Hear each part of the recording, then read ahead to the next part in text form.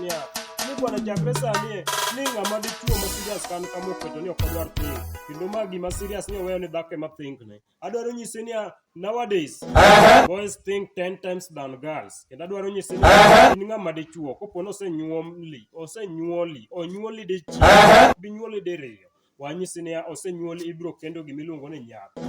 Kelo gimiluongo ni nyako wanyisi ni nyaka ibed ng'ama pache kineno ka Stevenos comedian obiro ma serious kama ido ka rwakora ma serious sani monego atim e life nani ng'ato to rito ni pacha dwaro parango to ka pacha parango to dwaro mana ni mondo mi olemi. Adwaro nyisi ni chakre sani boys think 10 times than girls. What thinks to more than girls.